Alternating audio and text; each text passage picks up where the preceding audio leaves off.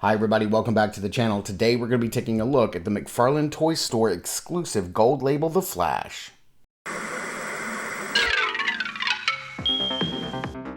If Saturday morning cartoons fueled your imagination as a kid and powers your action figure collecting now as an adult, then you're in the right place.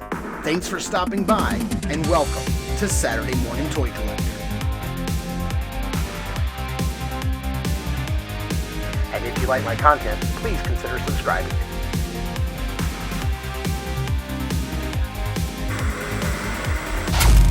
Alright, here we have a look at the Flash in the package. Now this is the gold label version, so his colors are a lot darker. The golds are darker and the reds are darker, and he may come with a few more lightning accessories. I don't know. I've never seen the regular version in stores to be able to compare it to, so I'm not sure if he does come with some extra special lightning effects or not.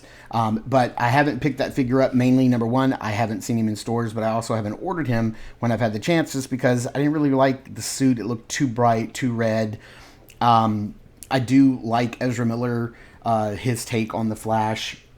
Despite everything that's going on with his personal life, it seems like he's trying to rectify that and get things back in order. So I'm all about, second chances. So I wish him well, or wish them well, and I hope they get their life back in order, because I want to see Ezra in more movies. I've always enjoyed everything he's ever been in, or they've ever been in, and I want to see more Flash films with them as the character of the Flash. But this is a gold label version. This is exclusive to McFarlane's Toy Store, online toy store, McFarlanetoystore.com.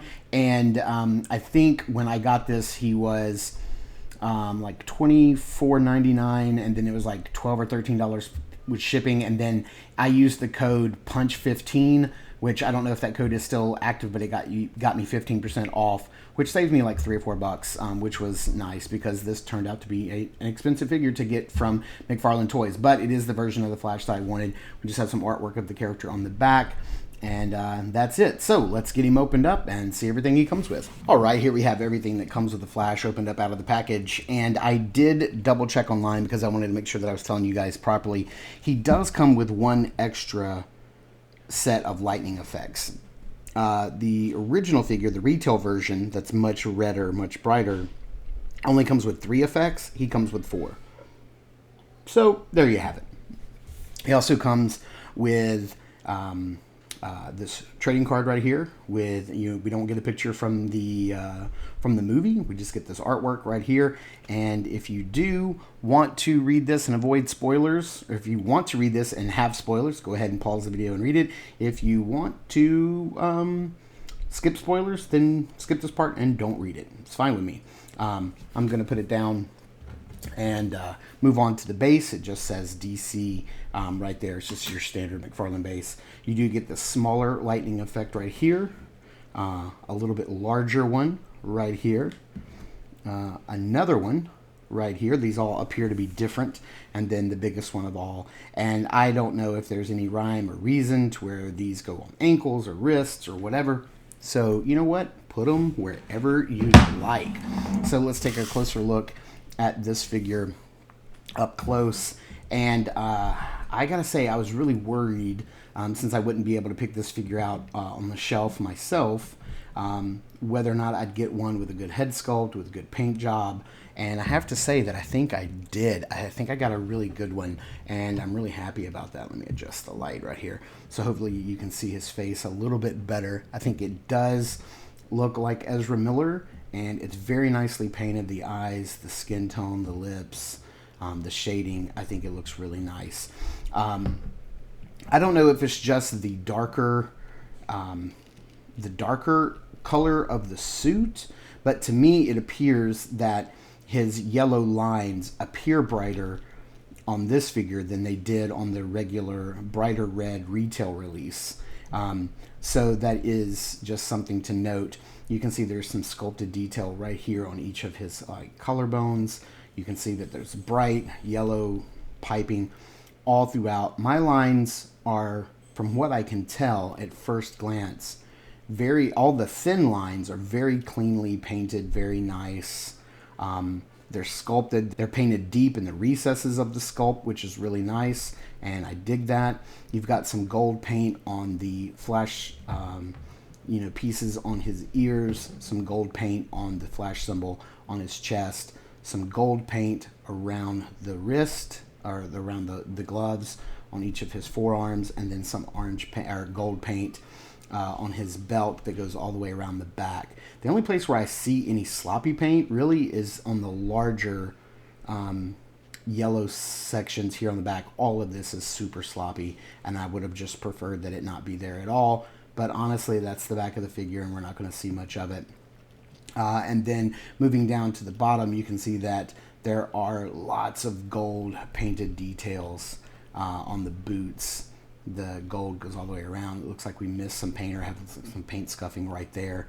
And then you've got these things on the back of the feet that I don't know if those are his brakes. Those could be like some sort of like stopping mechanisms or sort of brake system that he uses to help him slow down and stop. But that looks really cool. And then you've got some texture, some grip on the bottom. As far as articulation goes, Flash can look all the way up, which is great because you're going to get him bent over and into some leaning down running poses. He can look down pretty far because his head is on like this double barbell joint, which is really nice. He does have a hinge, ball joint, and pivot here at the waist, and then at the upper diaphragm, and then another ball joint there at the waist. His arms are on a butterfly joint that works pretty well. I mean, he can get his hand in front of him, which is really nice, and I dig that. And it can go back about that far. As far as the T-pose, of course, he can hit that T-pose no problem. Arms do go all the way around. Upper bicep swivel, double jointed elbows, which are super nice, especially for the Flash. And then hinge and swivel at the wrist. I would have liked some more hands. Maybe not a punching set of hands, but maybe more of a flat, like kind of curved back, like he's running super fast. But these hands suffice. They're not gripping or anything like that, which is great. So they can be used for supporting his weight down on the ground like that, or his gesturing hands as he runs like that. So they will suffice. Legs can go all the way forward like that, super, super high, and can go back about that far. Double jointed knees can go all the way back, and the figure can almost kick his own butt. Just some swivel at the top of the thigh, no thigh cut, because it is McFarlane, no boot cut. And then we do have hinge and swivel and pivot at the foot, and then toe articulation right there. So this guy articulates well. He moves around well. He poses well. And I am really, really glad McFarlane did another colorway of this figure, because I do like the Flash, and I did want to pick one up, but just the one with the regular suit, the regular retail version, just looked a little too bright red and looked a little too toyish for me. But this one looks a little more movie accurate to my eye. We may see the movie here in a few weeks and he be more bright red, and then but to me this just looks a lot more film accurate to me, just to me.